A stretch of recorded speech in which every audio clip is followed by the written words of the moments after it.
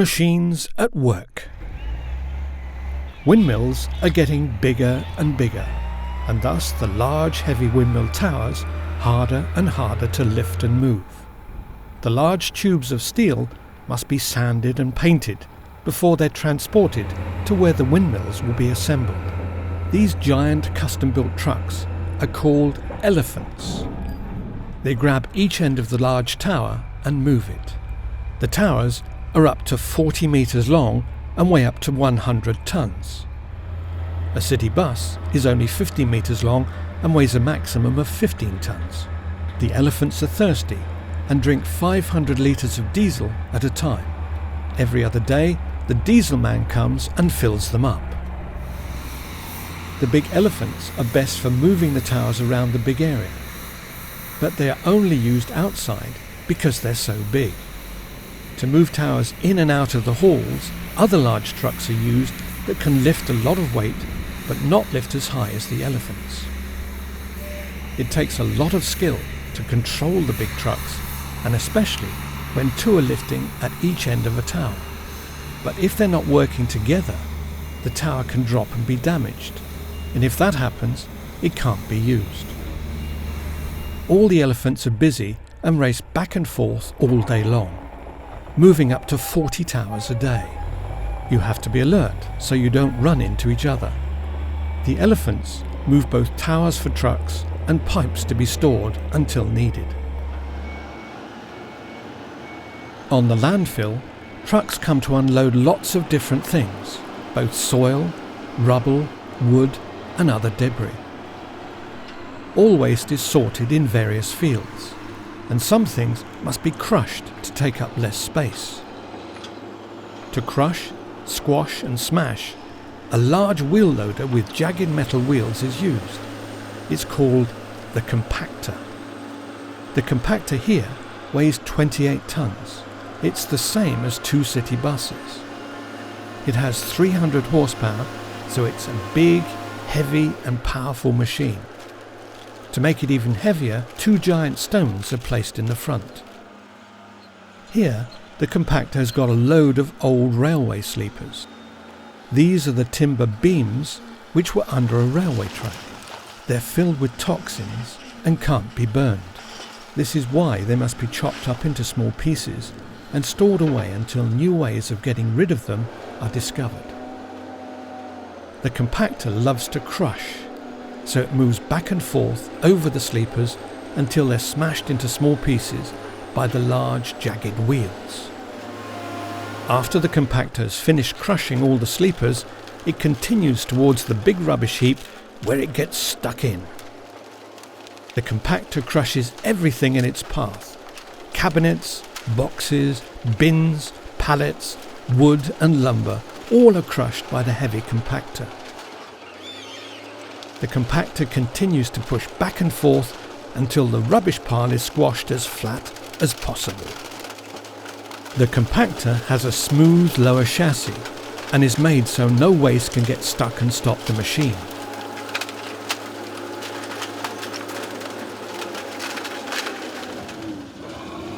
However, the heavy machine can sink into the rubbish, as it's difficult to see where the rubbish heap has a soft spot.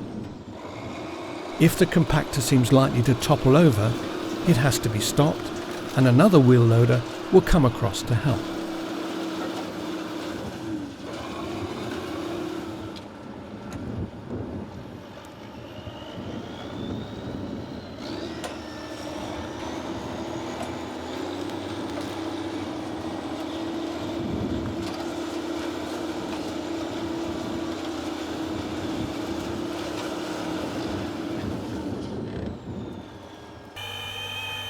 Deep in the forest, a strange creature lurks. A creature that captures and traps the tall trees. Suddenly, treetops are shaking and large trees fall to the ground. Lying on the ground, the trees are retracted and a large sound can be heard in the woods. It's the cool forest machine at work. The forest machine is almost 8 meters long and 2.5 meters wide. It looks just like a large ant when it crawls through the uneven forest floor to find the trees to be cut down and sawn into logs, which are transported to sawmills where they cut the timber for a variety of further uses.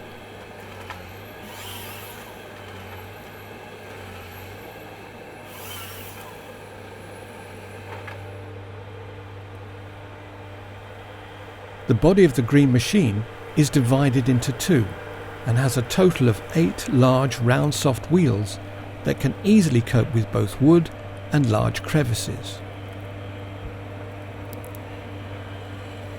It's a bumpy ride, but in the cabin it's comfortable and the visibility is fine. The forest worker knows which trees to cut down, and he controls the long arm to grab the tree with the claw. The claw is an automatic chainsaw. It cuts through the wood as easy as a knife through butter. The claw grabs the tree and puts it down exactly where the forest worker wants it. Then the tree is pulled hard through knives that cut off all the branches. The forest worker determines how long the log should be and lets the machine do the rest.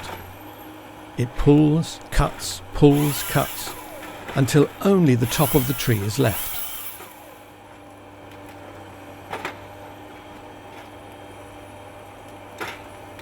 The forest machine can't drive at high speed, so it's transported out of the forest on a trailer.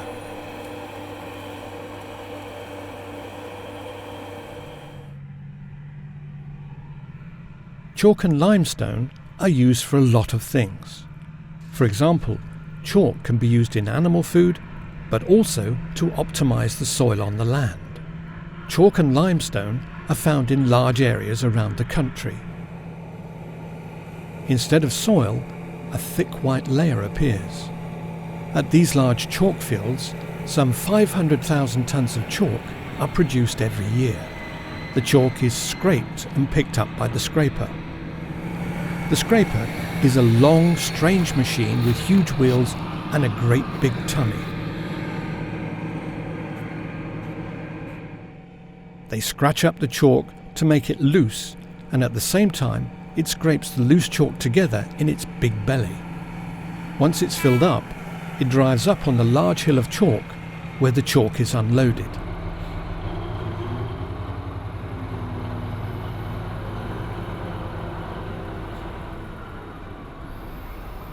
It goes on like this all day, back and forth across the great white fields.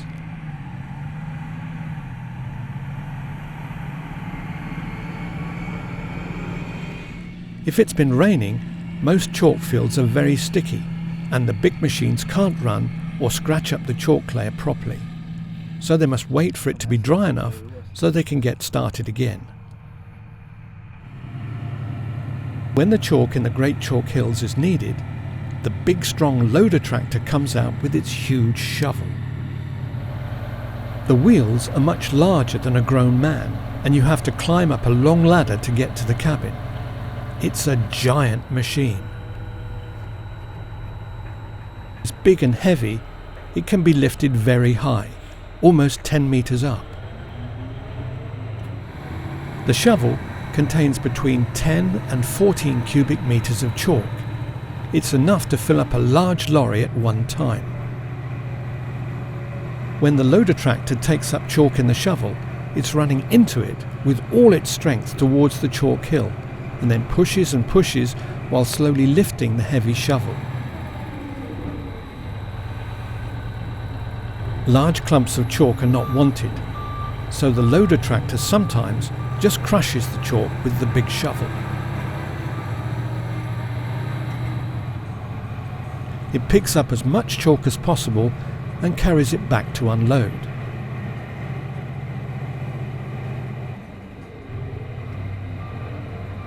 The big loader tractor has 800 horsepower to use, and it takes a lot of fuel to keep it working.